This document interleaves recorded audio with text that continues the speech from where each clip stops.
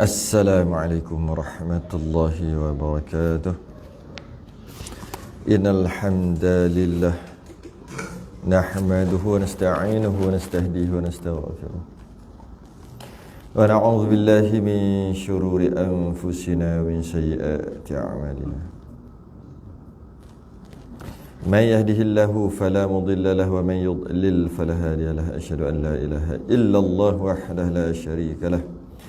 Asyhadu anna sayyidina Muhammadan 'abduhu wa rasuluh. Allahumma shalli wa sallim wa barik ala sayyidina Muhammadin al-Fatih lima ughliqa wal khatim lima sabaqa nasiril haqqi bil haqq wal hadi ila siratikal mustaqim.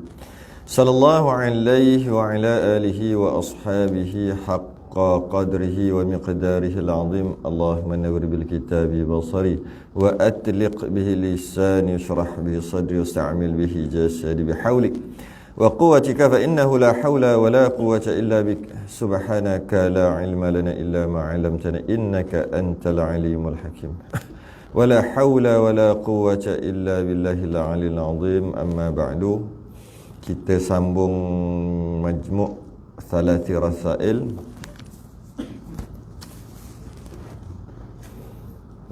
Risalah yang pertama, muka surat 7 atas sekali Jawi, Rumi,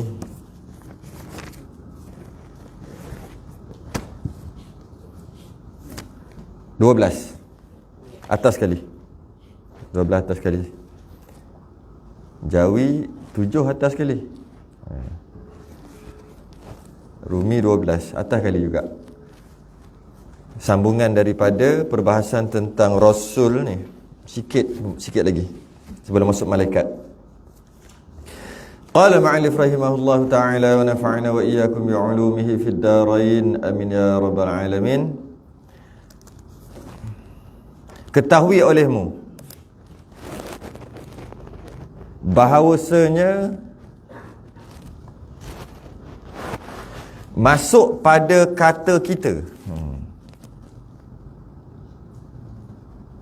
masuk pada kata kita Muhammadur Rasulullah itu 4. La ilaha illallah Muhammadur Rasulullah. La ilaha illallah dah habislah maksudnya dia kata. Sekarang masuk Muhammadur Rasulullah. Maksud Muhammadur Rasulullah itu 4. Maksud Muhammadur Rasulullah 4. Apa dia? 1, 2, 3, 4. Percaya kepada sekalian anbiya, malaikat, kitab, kiamat. 4. Tapi kalau kita fikir balik, sebenarnya bukan 4 tau, 5. Sebab kita membincangkan la ilaha illallah Muhammadur Rasulullah. La ilaha illallah, tidak ada Tuhan yang berhak disembah dengan sebenar-benar melainkan Allah. Maka dia membincangkan tentang Allah sahaja. La ilaha illallah nak bincang apa lagi? Bincang tentang Allah sajalah. Muhammadur Rasulullah bincang tentang apa? Tentang pertama Muhammad tu sendiri, Nabi. Dan bukan bila kita beriman Muhammadur Rasulullah, bukan bermakna kita beriman dengan Nabi Muhammad sahaja. Tu dia nak beritahu. Bila kita beriman dengan Muhammadur Rasulullah, Muhammad tu Rasulullah, kita juga beriman dengan 4 ni, dia kata, iaitu dengan Nabi yang lain. Nabi yang lain juga. Kenapa kena beriman dengan Nabi yang lain? Nabi Sulaiman ke? Nabi Daud ke? Kenapa? Kita kata Muhammadur Rasulullah, Muhammad yang Rasulullah, bukan Nabi Sulaiman. Tapi kenapa dia kata kalau kita berpegang, beriktikad Muhammadur Rasulullah, maknanya dengan Nabi Sulaiman sekali. Sedangkan tak ada pun perkataan Nabi Sulaiman kat situ. Dengan Nabi Daud sekali, dengan Nabi, semua Nabi lah sebenarnya. Sama ada Nabi saja ataupun Nabi dan Rasul, semua beriman. Kerana yang bagi tahu Nabi-Nabi yang ada tu adalah Nabi Muhammad Rasulullah ini. Jadi kalau kita beriman dengan Muhammadur Rasulullah, maksud beriman dengan Muhammadur Rasulullah itu maksudnya beriman dengan dia adalah Rasul, dan beriman apa yang dia cakap yang kita bincang 4 tu, Siddiq, amanah, tabligh, fatanah tu. Apa yang dia cakap mestilah Siddiq benar, dan dia cakap ada Rasul lain yang bernama Daud contohnya, maka beriman dengan Nabi Daud juga. Sedangkan kita asalnya tak beriman dengan Nabi Daud. Kita beriman dengan Nabi kita. Tapi Nabi kita kata Nabi Daud tu ada, kena beriman jugalah. Kalau kita kata aku hanya beriman dengan Nabi kita Muhammad saja, Nabi Daud aku tak nak beriman, maknanya sebenarnya kita tak beriman dengan Nabi kita juga. Sebab dengan maksud kita beriman dengan Nabi kita ni, maksudnya kita beriman yang 4 tadi tu lah. Siddiq, amanah, tabligh, fatanah. Tiba-tiba Nabi cakap Nabi Daud tu ada. Kita kata aku tak percaya. Sekarang ni percaya tak kat Nabi kita ni? Percaya. Nabi Daud tak percaya. Tak boleh. Mesti kena percaya juga. Sebab Nabi kita yang cakap Nabi Daud tu ada. Jadi kalau kita tak percaya Nabi Daud, maknanya tak percaya Nabi kita. Tak percaya dari satu sudut lah, iaitu Siddiq. Nabi tu tak bercakap benar, tidak amanah. Oh, kita kata kita percaya, hakikatnya kita tak percaya. Jadi sebab tu bila sebut la ilaha illallah, satu aja, Allah. Tapi bila sebut Muhammadur Rasulullah, dia bukan Muhammad saja. Dia banyak lagi. Sebab tu dia kata 4. Malah yang sebenarnya bukan 4, 5. Satu lagi apa? Satu lagi tu yang la ilaha illallah tu lah. Yang la ilaha illallah tu siapa yang bagi tahu? Boleh tak kita hanya percaya kat Nabi, tak percaya kepada Allah? Tak boleh. Boleh tak? Percaya kat Nabi je, Nabi Muhammad aja, sebab dia Rasul Nabi Muhammad. Tapi Allah tak percaya. Tak boleh. Sebab apa tak boleh? Kalau percaya dekat Nabi kita Muhammad, Nabi kita yang kata ada Allah, maka dengan percaya dekat Nabi kita, percaya kat Allah automatik sepatutnya automatik. Tapi tak apa, dia nak pecahkan, dia nak membezakan di antara Tuhan dengan makhluk. Tu dia kata la ilaha illallah Muhammadur Rasulullah. La ilaha illallah bincang tentang Allah, Muhammadur Rasulullah bincang tentang yang lain-lain, termasuk malaikat lah, kitab lah, apa semua yang disampaikan oleh Nabi. Tapi hakikatnya dengan Allah sendiri pun yang Muhammadur Rasulullah juga. Sebab tanpa Nabi Muhammad, macam mana kita nak kenal Allah? Kita bukan terima wahyu. Jadi sebenarnya 5 lah. 5. Muhammadur Rasulullah adalah percaya pada Allah, percaya kepada Nabi-Nabi yang lain, percaya kepada kitab, percaya kepada hari kiamat, percaya kepada malaikat. Dengan hanya satu je kita percaya kat Nabi kita. Jadi itu yang dinamakan sebenar-benar percaya. Sebab tu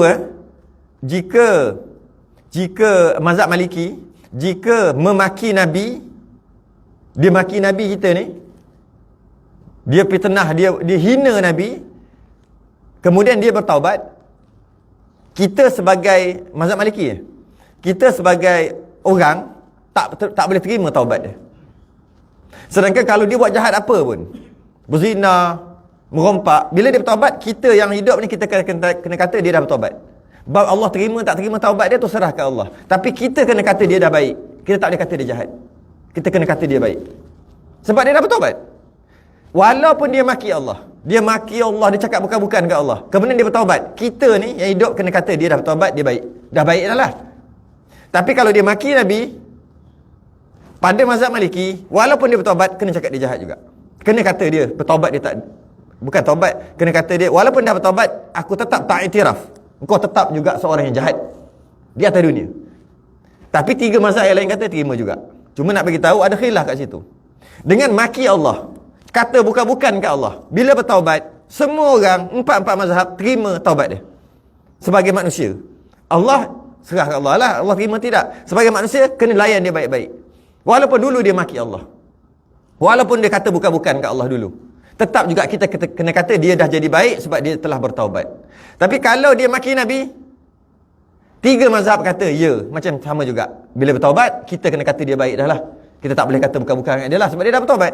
Tapi mazhab Maliki dia kata tak. Nak bagi tahu maki Nabi ni sehingga kan ada khilaf mengatakan tidak dimaafkan nisbah manusia kita. Allah maafkan ke tunggu kat akhirat lah. Kita ni tetap kena boykot ke, kena kata, itulah, tetap juga walaupun dia dah telah bertaubat. Sedangkan dosa-dosa yang lain, bila orang tu telah bertaubat, kita kena layan dia macam orang biasa, orang baik-baik. Tak boleh layan sebab benda yang lepas-lepas. Nak kata bab kenabian ni besar sampaikan dah bertaubat pun kita tak boleh iktiraf, kata mazhab Maliki. Muncullah 3 mazhab lagi kata tak apa. Sebab itulah Salman Rushdie sampai sekarang orang duduk marah dia. Salman Rushdie ni dia cakap bukan-bukan kat Nabi, dia buat macam-macam. Siap dia buat satu buku maki, kutuk Nabi, kata Nabi ni jahat dan sebagainya. Macam-macam dia cakap, kita nak cakap pun tak tergamak. Maka masa dia buat buku tu, ada mana penyepat Arab tak tahulah, dia bagi ganjaran siapa yang boleh bunuh. Siapa yang boleh bunuh dapat ganjaran. Tapi tak dibunuh juga. Hebat dia macam mana tu. Ramai pembunuh upahan nak bunuh dia pun tetap dia dapat mengelakkan diri. Hebat dia. Sikitlah. Sebab apa? Muhammadur Rasulullah tu dengan Nabi kita lah kita boleh kenal Allah. Tanpa Nabi kita tak boleh kenal Allah sebab kita tak terima wahyu. Kita kenal melalui Nabi. Pertama, jadi dengan Nabi tu juga, Nabi ni cerita macam-macam. Apabila kita mengaku Nabi itu Rasulullah, maka apa yang dia cerita pun kita kena mengaku betul juga. Pertama, percaya dengan sekalian anbiya. Anbiya ni nabi-nabi yang lain. Lawannya tiada. Yakni wajib kita percaya. Apa maksud percaya kepada Nabi? Nak faham percaya kena faham lawannya sekali. Lawannya tak percaya. Lawannya tak percaya. Sekadar nak bagi tahu lah. Jadi percaya kepada Nabi wajib kita percayakan. Lawannya tiada, dengan maksud berdosa kita kalau kita tak percaya.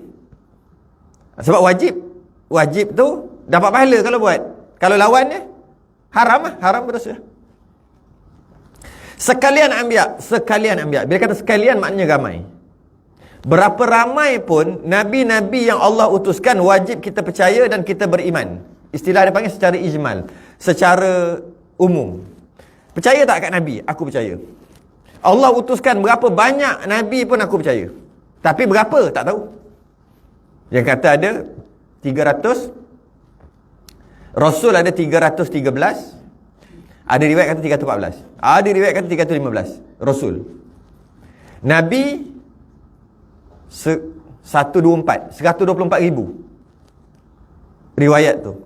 Sebagai ulama dia tak bagi kata gitu. Sebagai ulama, sebab hadis tu hadis dhaif ke silap. Sebagai ulama tak bagi kata gitu.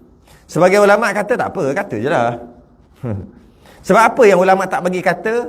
Rasul ada 313, Nabi ada 124 ribu. Kenapa tak bagi? Kalaulah Nabi ada, kalaulah Rasul ada 320 macam mana?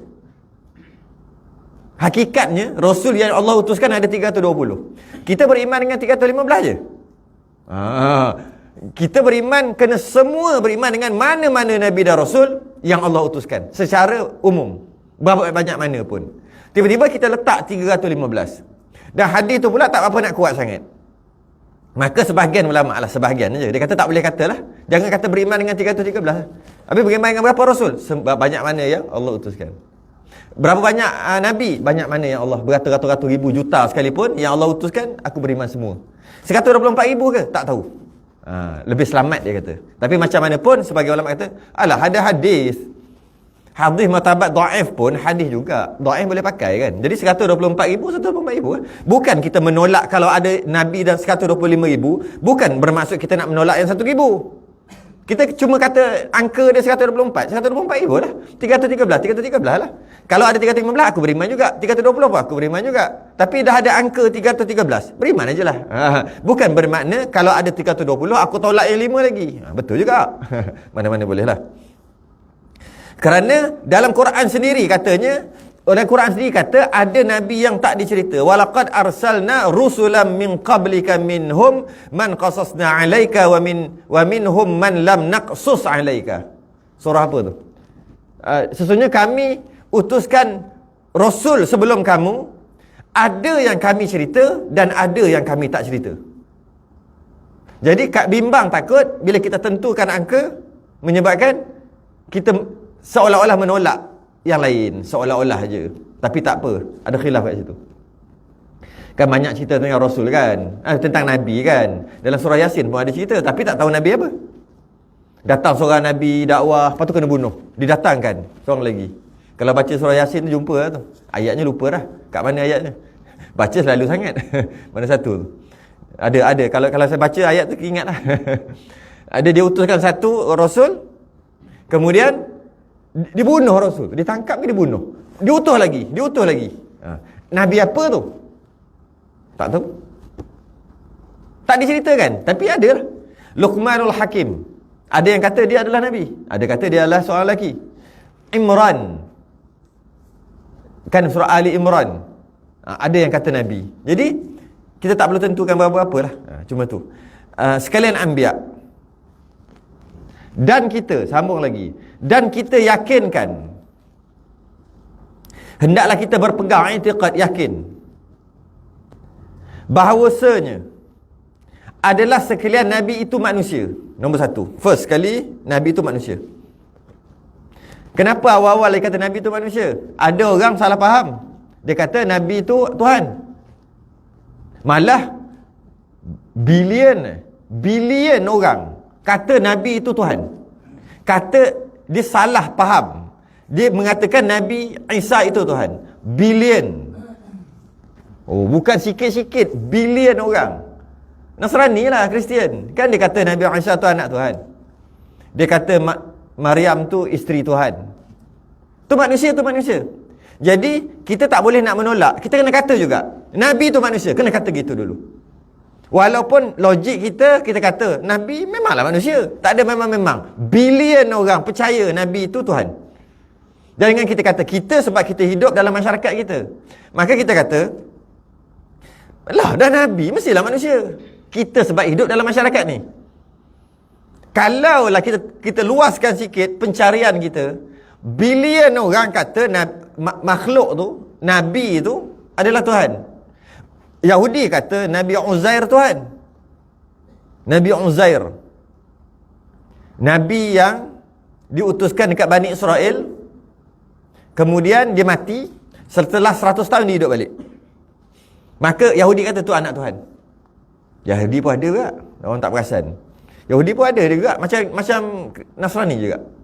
Nasrani lagi lah, dia kata Nabi Isa tu terus, Jesus tu anak Tuhan. Jadi nak tak nak kita kena kata Nabi tu manusia dulu. Sebab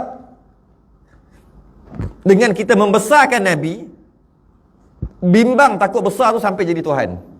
Takkanlah kot bilion orang yang menukarkan, salah faham Nabi itu dia kata Tuhan.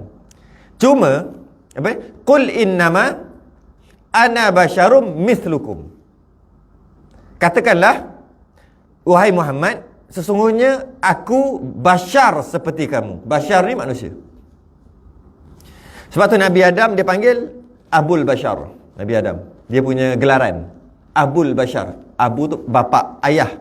Bapa, Bashar tu manusia, bapa segala manusia. Qul innama ana basyarum mithlukum, aku ni manusia macam kamu. Mithlukum, ulama bahas. Saya pernah baca tesis PhD, baca je lah. Mithlukum, qul innama ana basyarum mithlukum. Mithlukum tu je jadi tesis PhD. Ni tak habis baca, mula-mula baca faham, lepas tu bengong, tak faham apa benda lah tak faham lah. Tinggi sangat. Qul innama ana basyarum mithlukum, katakanlah wahai Muhammad, aku ni bashar, manusia seperti kamu. Seperti kamu tu tebal ni cerita. Apa maksud seperti kamu? Panjang cerita dia. Seperti kamu. Kamu lahir keluar kat mana? Kok lubang yang keluar haid lah. Nabi kalau kata gitu, setengah ulama kata jika berpegang macam tu kufur. Uyuh. Kafir weh. Ada yang kata tak sampai tahap tu tapi dosa besar. Habis kata mislukum, seperti kamu. Kan bahawa Nabi itu adalah manusia. Manusia lelaki pula tu. Bila manusia kan keluar ikut lubang haid tu. Nabi tak. Pula dah. Macam maksudnya bila sebut Nabi itu seperti kamu, seperti itu nanti banyak cerita seperti itu. Tu saya sebut tesis tebal ni, tesis. Memang baca Allah hai. Keluar semua Nabi keluar ikut bawah pusat. Macam orang buat pembedahan scissors kan? Scissor tu kat bawah daripada pusat. Dulu pelik, sekarang pelik. Tak pelik, ramai yang keluar bawah pusat. Dulu macam tak percaya, takkan Nabi tu. Sampai sekarang lagi orang tak percaya. Nabi keluar macam biasa. Sebab qul innama ana basyarum mithlukum, seperti kamu. Kamu keluar kat mana? Nabi keluar kat tu jugalah. Takkan keluar kat bawah pusat. Takkan apa? Berlambak keluar, pergi hospital. Buat belah kata keluar. Keluar kat tu. Ada ulama kata Nabi kita special sikit. Dia bukan keluar bawah pusat, dia keluar belah tepi sikit. Sikitlah tepi sikit. Bawah pusat jugalah. Bukan tengah-tengah. Nabi lain semua keluar tengah-tengah. Nabi kita keluar tepi sikit. Kat tepi ni. Pelik ke keluar kat tepi? Kata sama macam kamu. Walaupun sama, tapi ada yang berbeza dia. Cuma sama tu dari segi manusia. Dari segi makan, pakai baju, ada mata, ada telinga, ada dua mata, tak ada tanduk. Kan manusia tak ada tanduk. Macam tu lah. Itu maksud mislukum. Tapi seperti kamu. Tapi banyak yang tak seperti kamu, ada juga. Tapi umumnya seperti kamu. Itu mislukum. Sebab tu dengan baca Quran boleh faham terus? Tidak.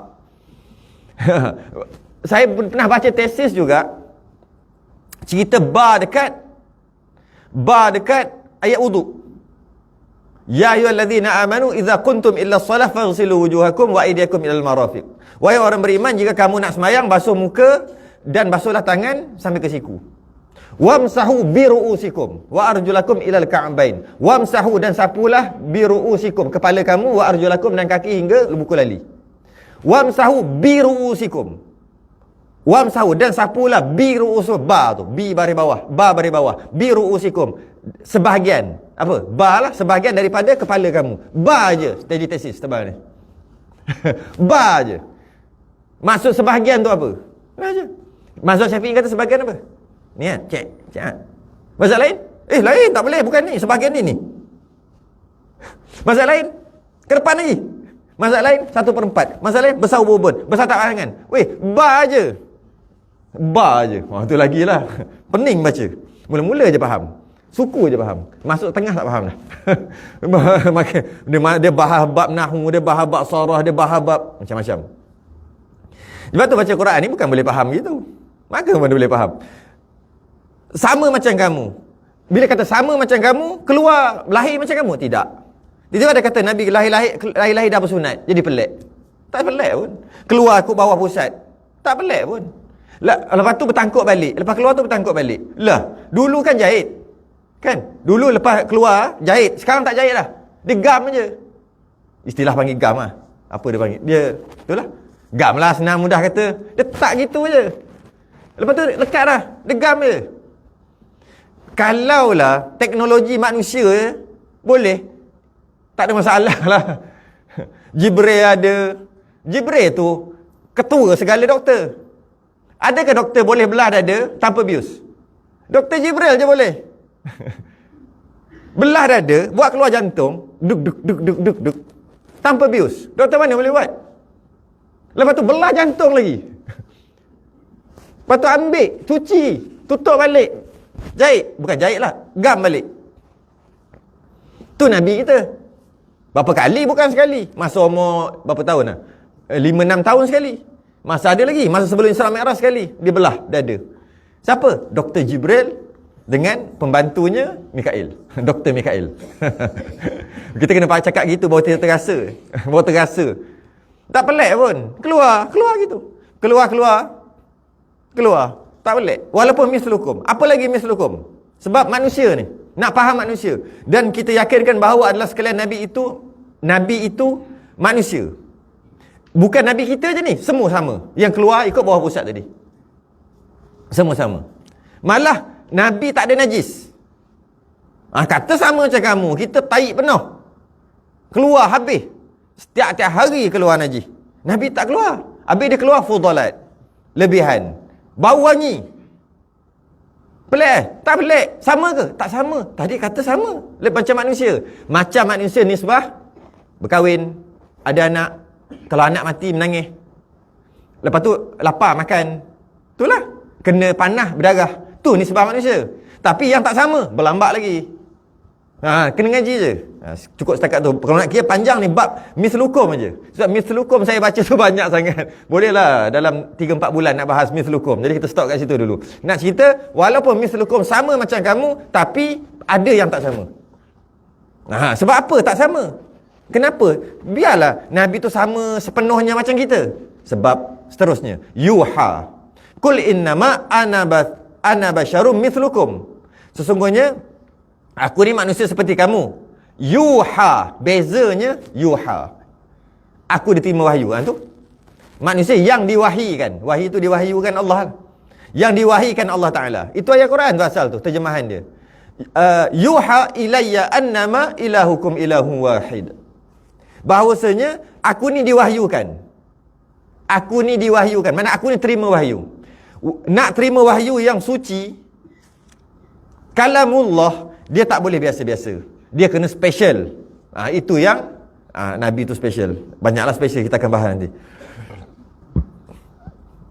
Dia tak boleh ada najis dekat badan. Mana dalam perut pun tak boleh ada najis. Habis tu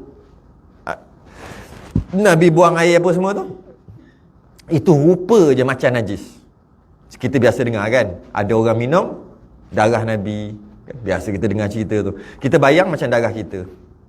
Malah air kencing Nabi pun Ummu Aiman ambil. Peluh Nabi boleh buat apa ni, pewangi. Pewangi, campur minyak wangi, sedap minyak wangi. Peluh Nabi tak sama. Tak sama. Nabi tak wajib istinja, basuh berak, sebab Nabi tak ada najis. Habis tu Nabi buat juga, kenapa? Nak ajar syariat dekat umat. Kalau tidak, kalau Nabi tak buat, macam mana umat nak belajar? Tak samalah Nabi dengan kita ni. Habis kata mislukum, sama nisbah manusia, bukan malaikat, bukan Tuhan, bukan binatang, bukan tumbuhan, bukan jamadat, bukan batu, bukan kayu. Itu maksud mislukum. Itu maksud manusia. Tapi manusia yang paling tertinggi, nisbah seorang manusia. Manusia tapi yang paling maksimum. Setiap orang yang Allah cipta mesti ada kekurangan. Ada, carilah, mesti ada kurang. Dari nisbah manusia tu mesti ada kurang. Kadang-kadang hidung sengit sebelah, kadang-kadang telinga besar sebelah, kadang-kadang lubang hidung pun satu kembang, satu terpenyek. Memang ada. Kadang-kadang misai tebal sebelah. Memang gitu. Terpaksa otter. Memang gitu. Tapi Nabi tidak, perfect. Nabi perfect. Nisbah tu. Kadang-kadang kaki, jari tangan, ada je tak cukup. Kedutan-kedutan ni ada je. Ni lain lah. Nabi tak perfect. Itu maksud manusia, nisbah manusia perfect, sempurna. Sempurna. Itu maksud manusia. Dan terima wahyu. Wahyu tu untuk apa? Kepada mereka Nabi, semua Nabi dan Rasul. Itu hukum syarak. Terima hukum syarak. Terima hukum syarak. Sebab tu Nabi dia mesti lebih. Dalam surah Al-An'am, wa kullam faddalna 'alal 'alamin. Dan kami lebihkan Nabi dan Rasul, dia lebihkan atas umat-umat. Nabi dia lebih, nombor satu. Mana-mana Nabi dan Rasul. Mana-mana. Jadi dan sekarang dia nak menyampaikan hukum syarak. Kita tengok secara umum. Kita yakinkan bahawa adalah Nabi itu manusia. Nabi, mana-mana Nabi dan Rasul adalah manusia yang diwahyukan Allah Ta'ala kepada mereka, itu hukum syarak. Dia kata Nabi terima hukum syarak. Sedangkan Nabi yang kita tahu, Nabi terima hukum syarak. Dia gini, memang ada dua pendapat. Pendapat yang pertama, Nabi dia terima wahyu untuk amal dirinya sendiri. Rasul terima wahyu untuk amal dirinya sendiri dan untuk disebarkan. Itu pendapat pertama dan masyhur. Pendapat kedua juga kuat dan masyhur juga. Tapi bukan negara kita. Pendapat yang kedua sama kuat. Nabi dan Rasul sama-sama terima wahyu dan sama-sama kena sampai, wajib menyampaikan. Wajib menyampaikan. Nabi pun wajib sampaikan, Rasul pun wajib sampaikan. Dalam kisah dalam surah Yasin memang ada cerita pasal Nabi yang menyampaikan. Kata Nabi tak wajib sampaikan. Nabi terima untuk diri dia je. Ya, itu pendapat yang masyhur. Pendapat yang kedua, Nabi pun kena sampaikan, Rasul pun kena sampaikan. Jadi apa beza Nabi dan Rasul? Nabi dia sampaikan syariat Rasul yang sebelum dia. Rasul dia sampaikan syariat baru ni, hukum syarak. Syariat baru. Jadi kalau katalah di antara satu Nabi dengan satu Nabi berbeza syariat. Nabi Musa dengan Nabi Isa berbeza syariat. Sebab mereka adalah Rasul. Nabi Musa dia ada syariat, semayang dia cara lain, wuduk cara lain, macam itulah. Ada wuduk ke tidak, ke tayamum ke apa ke, najisnya macam mana nak buat, makan apa boleh, apa tak boleh, anjing boleh pegang ke tidak, babi macam mana. Itu Nabi Musa ada syariat dia yang Nabi Musa terima. Ketika diutuskan Nabi Isa, tak sama dah, syariat baru. Najis nak cuci cara lain, semua semayang cara lain dah. Ketika Nabi Isa. Tapi di antara Nabi Musa dan Nabi Isa ada Rasul. Nabi Musa dan Nabi Isa ada lain-lain. Dia panggil Nabi saja. Dia bukan Rasul, dia Nabi. 3-4 orang.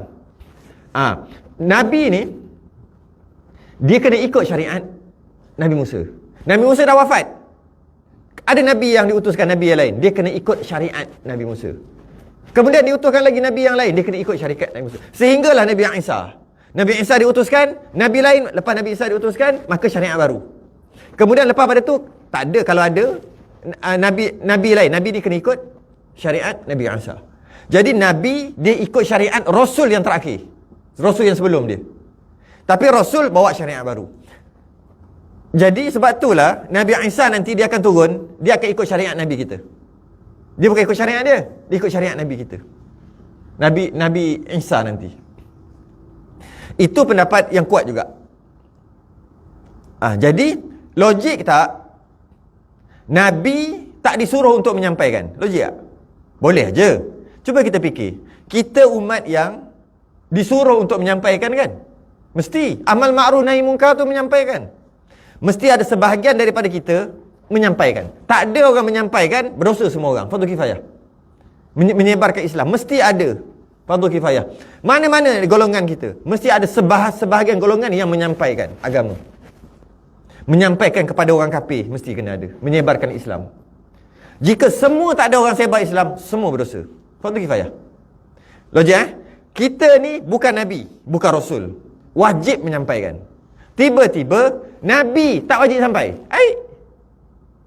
Tu hujah dia. Nabi pun tak wajib sampaikan. Yang wajib sampaikan tu Rasul. Nabi, mana kita lebih pada Nabi? Nabi tak wajib sampaikan. Betul juga hujah dia. Kalau kita kena sampaikan, Rasul, Nabi lebih-lebih lagi kena sampaikan. Sebab tu pendapat yang kedua ni yang lebih kuat sebenarnya. Pendapat pertama masyhur, pendapat kedua pun kuat juga. Iaitu pendapat yang Nabi dan Rasul dua-dua menyampaikan. Yang kata Nabi tak wajib menyampaikan pula, dia kata gini, Nabi tak wajib menyampaikan, tapi boleh kalau nak sampaikan. Dia kau nak kat tu pula. Sebab tu ada Nabi yang menyampaikan, tak wajib, tapi dia nak sampaikan, okey je. Gitu pula. Tak apalah, khilaf kan. Sampaikan hukum syarak. Lagi adalah mereka itu laki-laki. Laki-laki. Nabi tak boleh perempuan. Nabi mesti lelaki. Satu. Dan merdeka. Nabi bukan daripada hamba, dia merdeka. Lagi terpelihara mereka itu daripada dosa kecil dan dosa besar dan dosa kecil. Nabi ni terpelihara. Maksud terpelihara ni, Nabi jenis tak buat dosa-dosa. Istilah dipanggil maksum. Nabi ni maksum. Nabi ni jenis tak buat dosa. Kita dah sebut sebelum ni, kita sebut sekali lagi. Ulang lagi. Sebelum ni dah sebut dah dalam masalah 4 sifat Rasul tu kan. Apa maksud Nabi terpelihara mereka itu daripada dosa? Maksudnya Nabi bukan jenis buat dosa. Nabi bukan jenis buat pahala, buat dosa. Pilih. Bukan. Nabi jenis orang yang buat pahala sahaja, buat baik sahaja, buat jahat tidak. Kita ni jenis buat dosa dan buat pahala. Maksud jenis tu, kita boleh buat dosa dan kita boleh buat boleh buat dosa dan boleh buat pahala. Jika buat dosa jika buat salah dapat dosa, jika buat baik dapat pahala. Tu kita. Kita tak pernah buat dosa.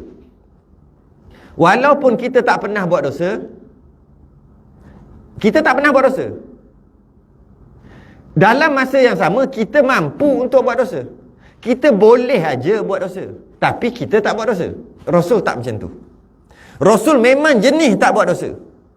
Bukannya Rasul boleh kalau dia nak, tapi kan Rasul, Nabi, mestilah tak buat. Maka Nabi pun tak buat. Tapi kalau nak buat, boleh aja. Boleh tu dengan maksud mampu untuk Nabi buat. Tak. Itu kita. Kita buat baik boleh, buat dosa boleh. Tapi kita disuruh untuk buat baik, jangan buat dosa. Maka kita buatlah baik seumur hidup kita. Kita tak pernah buat dosa. Kita buat baik seumur hidup kita. Walaupun kita buat baik seumur hidup kita, kita tak sama dengan Rasul. Rasul pun buat baik seumur hidup dia, tak sama. Tak sama dari segi mana? Kita boleh nak buat dosa, tapi kita tak buat sebab kita takut dosa. Maka kita buat baik saja. Rasul tidak. Rasul memang buat baik, jenis buat baik. Dia tak ada pun pilihan untuk buat dosa. Itu beza dia. Jadi buat baik kita dengan buat baik Rasul, itu maksud terpelihara. Itu maksud lagi terpelihara. Istilah dia panggil maksum. Terpelihara ni pula, macam mana terpelihara? Tengok bila terpelihara, adakah, ni ada orang salah faham ni. Dia kata apabila Nabi dilantik menjadi Rasul, maka dia dah nama Nabi dan Rasul, maka dia terpelihara daripada dosa. Tak buat dosa. Sebelum dilantik menjadi Rasul, adakah Nabi buat dosa? Adakah Nabi ada buat, kalau bukan dosa pun, rupa dosa? Dalam maknanya, sebelum Nabi dilantik menjadi Rasul, adakah Nabi itu sesat? Adakah Nabi itu tidak beragama? Adakah Nabi itu sembah berhala? Mana-mana Nabi sebelum dilantik menjadi Rasul. Ada orang kata gitu, macam saya baca gitu kan. Sehingga kan ada orang menafsirkan Nabi Ibrahim sebelum dia dilantik menjadi Rasul, dia cari Tuhan dulu. Dia sesat dulu. Cari, sebab tu ada kisah dia tengok, wah, bulan, oh ini ikut Tuhan, tiba-tiba hilang. Tak mungkin Tuhan hilang. Tengok pula matahari, ini ikut Tuhan. Peristiwa tu benar berlaku. Itu hujah untuk umat dia. Itu bukan Nabi Ibrahim tak tahu. Kalau kata Nabi Ibrahim dulu, dia anggap matahari itu Tuhan, gitu ke? Bermakna sebelum dilantik menjadi Rasul, Nabi Ibrahim sesat dulu. Adakah begitu? Ini jawapan dia tu. Jawapan dia tu, Nabi dalam Quran ni sering sebut apa? Surah Duha tu apa? Wa wajadaka dal, dan kami melihat kamu ya Muhammad dal, sesat. Fahada, kami beri hidayah, kami beri petunjuk. Dal kan sesat. Waladallin, dalin tu sesat tu. Jadi adakah Nabi kita sesat dulu, tak tahu Tuhan siapa-siapa, tak kenal Tuhan, kemudian pergi Gua Hira, pergi cari Tuhan. Akhir sekali Tuhan tengok, kesian Muhammad ni, dia mencari Tuhan yang benar. Dia utuskan Jibril untuk peluk dan untuk Iqra. Gitu. Faham gitu ke? Maknanya sebelum Nabi dilantik menjadi Rasul, Nabi ni dah sesat lah, mudah kata. Tak betul lah. Kalau faham gitu, mari kita baca. Tidak, bukan Nabi ni, Nabi kita je, semua Nabi dan Rasul. Tengok, tiada jatuh pada hak mereka itu dahulu daripada jadi Nabi atau kemudian daripadanya. Tu dia. Sebab tu Rasul ni, Nabi ni, dia ada istilah dia panggil irhas. Irhas ni macam mukjizat, tapi sebelum dilantik menjadi Rasul. Sebelum dilantik menjadi Rasul, Nabi-Nabi dia ada benda pelik juga. Dia ada perkara yang mencari adat, benda pelik yang berlaku. Istilah yang dia panggil, tak panggil mukjizat, sebab mukjizat ni bagi Nabi dan Rasul. Habis dia belum dilantik lagi. Belum dilantik lagi, dia panggil irhas, benda yang mencari adat. Yalah, macam belah dada tu tak mencari adat, terbelah, patut mati. Sampaikan Halimatus Sa'adiyah, ibu susu Nabi, dia jaga Nabi 2 tahun je kontrak dengan Siti Aminah, ibu Nabi. 2 tahun je kontrak untuk menyusukan dan menjaga, mengasuh. Lepas pada tu, cukup 2 tahun, berkatnya Nabi menyebabkan tanaman, ternakan Halimatus Sa'adiyah ni subur, susu banyak sebagainya. Anak-anak semua jadi juh. Bila nak hantar Nabi tu, Halimatus Sa'adiyah minta extend lagi 2 tahun. Minta lagi. Bukan lagi 2 tahun, dia minta lagi lama. Dia nak bela Nabi lama lagi. Siti Aminah pun dalam keadaan berat hati pun bagilah juga.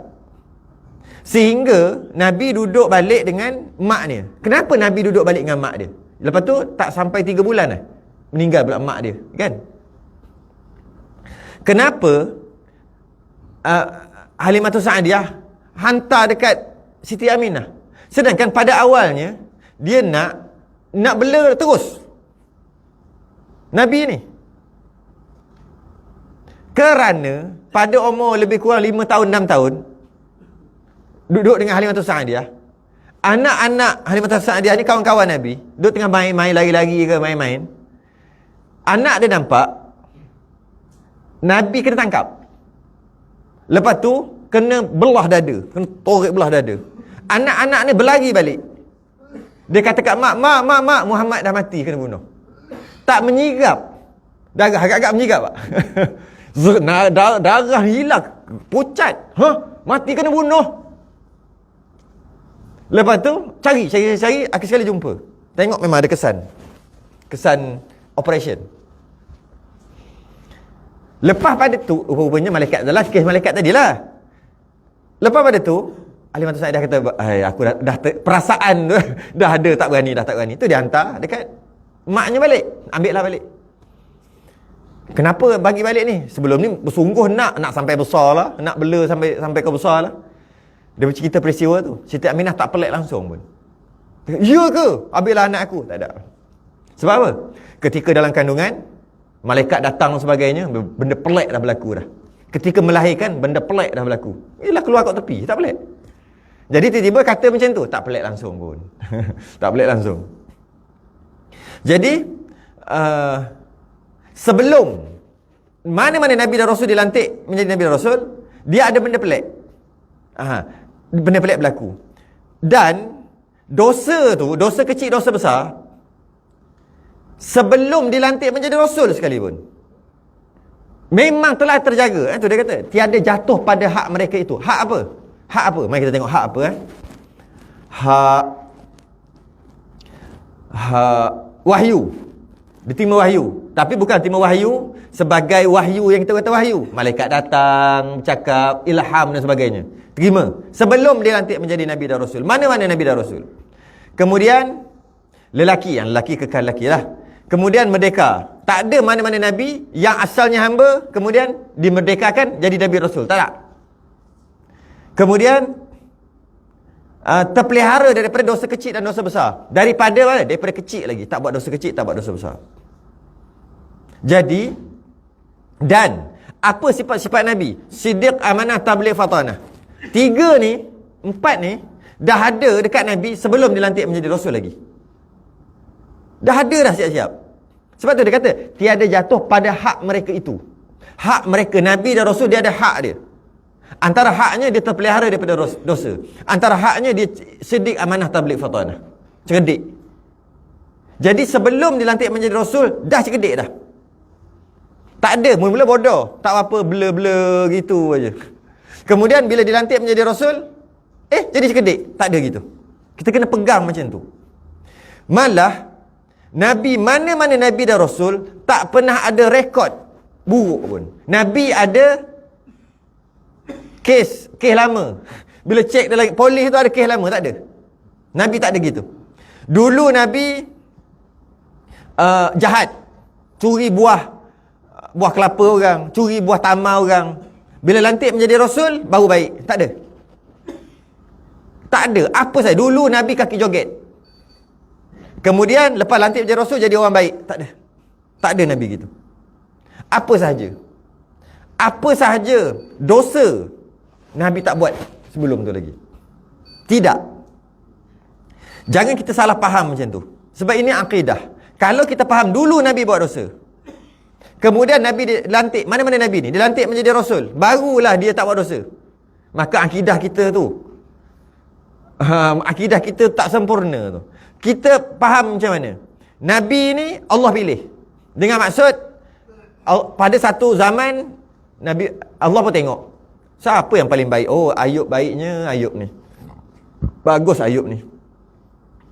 Okey, kita lantik dia menjadi Rasul. Jibril, kau turun bagi dia wahyu. Gitu kita faham. Betul akidah kita balik.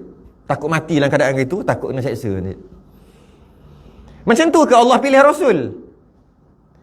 Macam tu ke Allah pilih Rasul yang mana-mana 25 ni, ataupun yang mana-mana pun macam tu. Tengok yang mana paling baik, hendaklah kamu buat baik, jangan buat jahat. Maka Allah memerhatikan. Tengok-tengok ada yang betul-betul baik, ikut perintah, maka Allah pun bagi dia jawatan Rasul, sebab dia buat baik.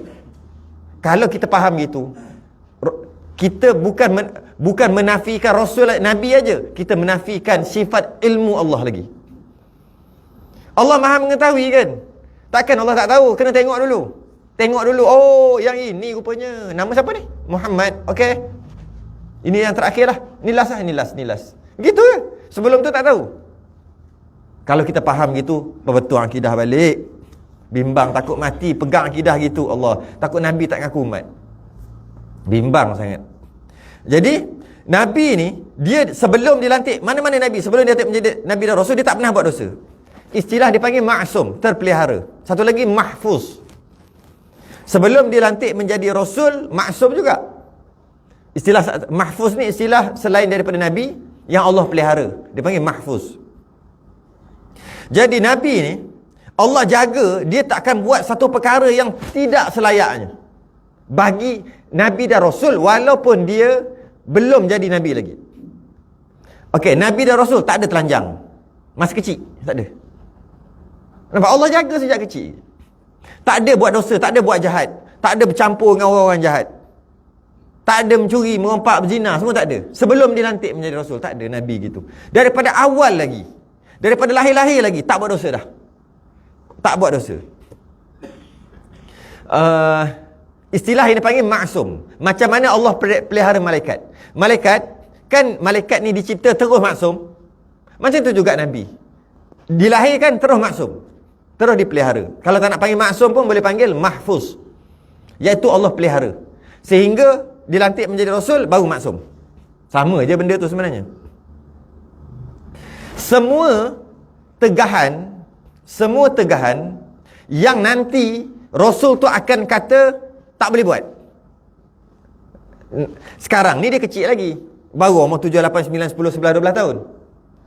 Nanti dia akan dilantik menjadi Rasul. Bila dilantik menjadi Rasul, dia akan menyampaikan apa yang boleh, apa yang tak boleh. Akan datang ketika kecil dia tak buat dah apa yang dia akan sampaikan nanti. Ketika kecil tu, bukan kata, alah dulu aku curi buah jambu jiran, masa tu aku tak lantik lagi, aku tak tahu. Masa tu aku tak dilantik lagi, sekarang aku dah dilantik menjadi Rasul. Jadi sekarang aku telah dilantik menjadi Rasul, sekarang baru aku tahu tak boleh. Tak. Kalaulah haram curi buah jambu jiran, Nabi sejak kecil lagi tak curi buah curi orang punya. Maksudnya dia awalkan lagi Nabi. Tiba-tiba ada Nabi yang mengaku Nabi tapi isap okok gudang garam. Pelik tak? Tak kenal tu. Rasul Melayu, Rasul macam-macam lah. Kat Terengganu ada, kat Selangor ada, macam-macam. Dia mengaku menjadi Nabi dan Rasul. Tapi bila kita tengok dia, kecil-kecil dia, itulah, main basikal, kacau orang, main motor, buat benda-benda duk berdosa lah. Masa tu aku tak dilantik menjadi Rasul lagi, dia kata. Sekarang aku dilantik menjadi Rasul bagi umat Melayu. Ada kan? Akhir sekali kena tangkap, letak jawatan. Ustaz TV, dia letak jawatan jadi Rasul. Rasul pun boleh letak jawatan. Jadi, siapa yang pengikut? Pengikut dia doktor tau. Doktor, pensyarah. Dia tengok ayah pen macam mengikut. Bukan calang-calang tau. Orang biasa pun ada, tapi bukan calang-calang tau. Orang educated dalam satu bahagian lah dunia lah, keduniaan lah. Jangan main. Sebab apa? Gitu orang ikut juga. Sebab orang tak faham.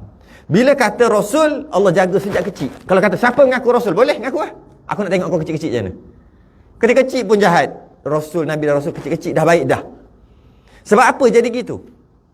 Sebab nanti bila Rasul tu menyampaikan, orang boleh kata gini, alah, engkau kecil-kecil dulu pun kawan-kawan kami je. Ingat tak kita pergi minta anak dara orang? Kau ingat tak?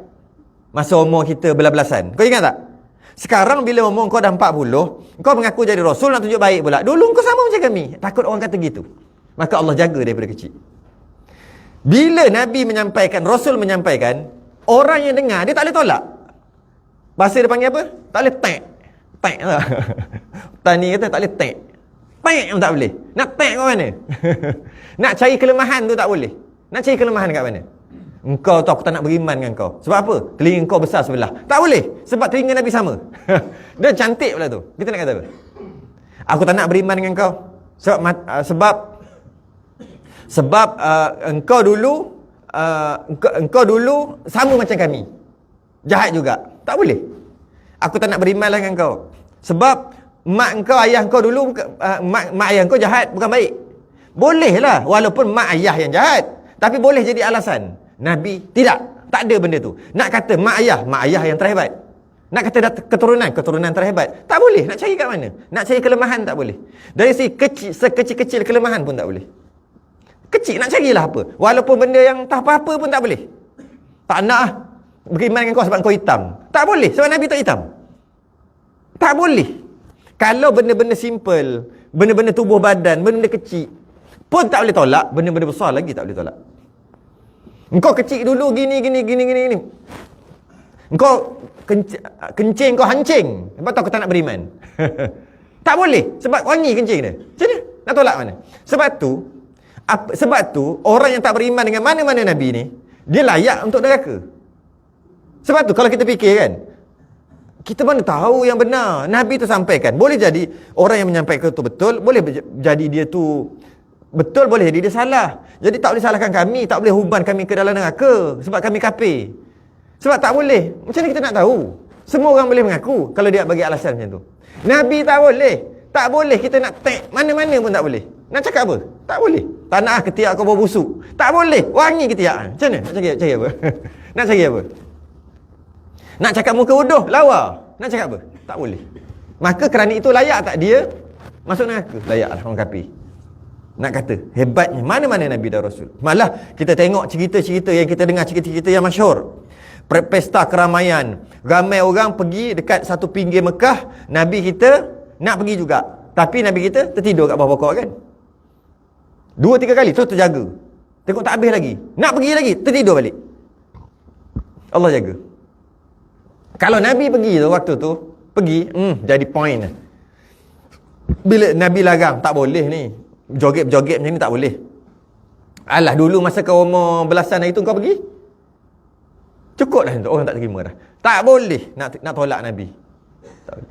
Saya pernah cerita hari tu, pernah cerita kat sini, yang mana pada satu ketika Mekah tu banjir, Kaabah tu rosak. Ada cerita tak? Kaabah tu rosak.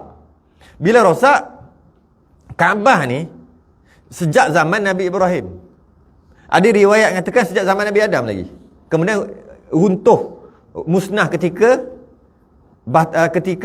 banjir Nabi Nuh. Lepas tu terus tak ada. Kemudian Allah wahyukan Nabi Ibrahim dengan Nabi Ismail untuk bangunkan kembali. Tapi ada pendapat yang kedua kata tak, Nabi Ibrahim yang buat Kaabah tu, tak kisahlah daripada mana asal usul dia.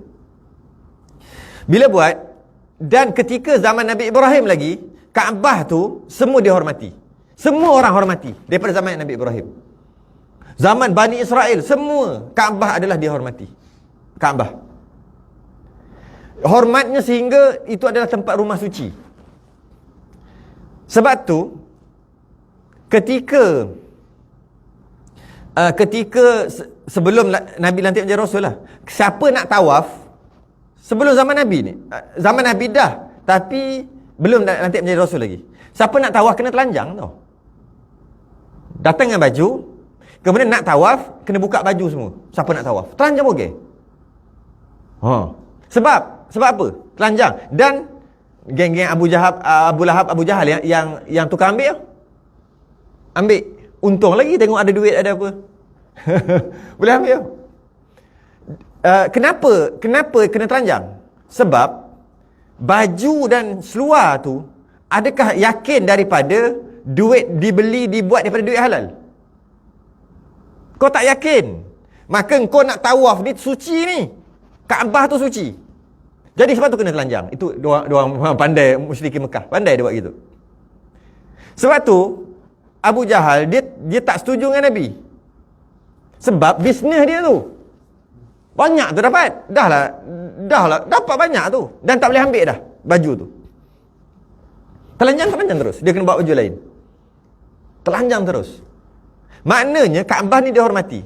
Pada satu ketika Kaabah ni kena banjir dan rosak. Ketika nak repair Kaabah tu, diorang musyarat. Lama musyarat. Nak pakai batu apa nak buat? Nak tambah, nak plaster balik. Ada yang roboh-roboh sikit tu, nak macam nak buat balik tu. Nak pakai batu apa? Tak apa, aku sponsor. Dia kata, engkau banyak curi duit rakyat. Kau banyak. Harta engkau tidak 100% halal. Engkau pun sama. Engkau tak boleh nak cari. Akhir sekali macam mana? Dia ambil batu mana? Dia ambil batu pasir kat mana? Dia ambil yang tengah jalan. Sebab kat tengah jalan tak ada siapa punya, memang halal. Dia tak nak ambil daripada semua orang. Sebab semua ni dia kata tak yakin suci. Walaupun mereka musyrik, tapi mereka menghormati Kaabah, tengok. Kemudian ambil yang tepi-tepi jalan ni. Ambil tepi jalan, nak letak lah. Mudah kata nak plaster balik lah. Nak letak balik, nak repair balik Kaabah. Masa nak repair, dia fikir pula. Masa kita repair, sebab Kaabah ni adalah suci, siapa yang nak repair tu pakai baju tak? Pakai baju. Baju tu halal ke haram? Beli pakai duit apa? Sampai macam tu, teruk sungguh. Teruk sungguh. Duit yang kau beli baju dengan seluar ni, belum tentu ianya suci. Maka bimbang akan terpalit dengan Kaabah. Jadi siapa nak buat, siapa nak plaster lah, nak repair, hendaklah telanjang. Nak telanjang. Nabi kita teringin nak juga. Bila dia kata, tak boleh pecat. Kalau tidak, tak boleh masuk kawasan ni. Siapa nak repair Kaabah, kena pecat baju. Sebab kita nak kutip-kutip batu ni dan kita nak letak kat situ. Nabi masuk, Nabi nak pecat baju. Malu yang sangat, pengsan. Orang kecoh. Oh, tak jadi repair. Oi, apa salah ada orang pengsan ni? Kejut-kejut, sedar balik. Buat kerja balik. Ya Muhammad, kau nak masuk. Buka baju. Pengsan. Beberapa kali. Diorang pun dah jadi serabut. Tak payahlah, Muhammad seorang tak payah. Muhammad pakai baju. Seorang nak buat kerja payah. Nabi kita dapat repair Kaabah dengan pakai baju, pakai seluar. Allah pelihara. Nak cerita Allah pelihara. Allah pelihara Nabi kita. Banyak lagi kisah-kisah yang lain. Kerana apa? Pentingnya kita i'tiqad macam ni. Kerana bila Allah melantik mereka menjadi rasul, mereka akan menyampaikan dakwah, mentauhidkan Allah. Dan takkan ada apa-apa satu keadaan yang orang boleh tolak apa walaupun sekecil-kecil perkara. Bila Nabi nak kata wajib tutup aurat, tak ada orang yang boleh kata engkau dulu telanjang. Tak ada. Walaupun sekecil-kecil perkara sekalipun, tak ada yang boleh tolak. Maka siapa yang tak terima layak neraka. Sampai macam tu. Sebab nak cari kelemahan dekat Nabi dan Rasul tak jumpa. Bukan Nabi kita ni, semua Nabi dan Rasul takkan jumpa. Maka siapa yang tak beriman dengan Nabi dan Rasul memang layak masuk neraka. Malah dia sendiri rasa aku layak. Tak boleh nak cari satu alasan untuk menolak hujah yang dibawa oleh para Nabi dan Rasul. Dan yang mempunyai kitab daripada mereka itu ada 8 orang. Dalam ramai ada 8 kitab. Suhuf ada banyak. 8 kitab. 8 orang. Yang mempunyai kitab daripada mereka itu 8 orang. 8 orang. Kita tahu ada 4 aja. Maksud kitab termasuk suhuf. Suhuf macam Nabi Ibrahim tak ada kitab, tapi ada suhuf. Suhufi Ibrahim wa Musa. Nabi Musa ada kitab, Taurat, ada suhuf. Jadi kalau kita kira orangnya ada 8. Iaitu terima kitab dan suhuf. Hati-hati ni. Yang mempunyai kitab daripada mereka itu ada 8 orang. Maksud kitab tu kitab dan suhuf. Apa bezanya? Bezanya kitab lengkap, suhuf macam lembaran-lembaran gitu aja. Macam kalau mudah-mudah kata 10 helai. Suhuf lah kita panggil. Selai. Wahyu juga. Kalam Allah juga. Kita panggil suhuf. Ataupun suhuf cerita tentang sejarah aja. Tak ada hukum hakam. Tapi kalau kitab, ada sejarah, ada hukum hakam, ada Tuhan, ada Rasul, ada macam-macam. Lengkap. Jadi, kitab dan suhuf, 8 orang terima. Yang kita tahu 4 tu lah. Lagi akan datang. Jangan cerita lagi dia kata. Lagi akan datang oleh sebutnya pada bicara kitab di sana. InsyaAllah. Di sana tu di mana? Di sana. Di muka surat berapa tah? Di sana lah. Di tempatnya nanti. Nanti dia akan bincang bab kitab. Malaikat, kitab, oh sebelah je, di sana tu sebelah je. Sebelah je. Sebelah muka surat 13 tu di sana. Ingatkan jauh sangat. Berhenti dulu kat situ. Yang kedua akan datang, percaya kepada sekalian malaikat. Kita kenal pula malaikat ni macam mana. Kena percaya dekat malaikat dan kita kena kenal malaikat untuk kita percaya. Kalau kita tak kenal malaikat, tak boleh percaya sebab kita tak jumpa malaikat. Tangguh dulu. Kita sudah ingin tasbih kafarah dan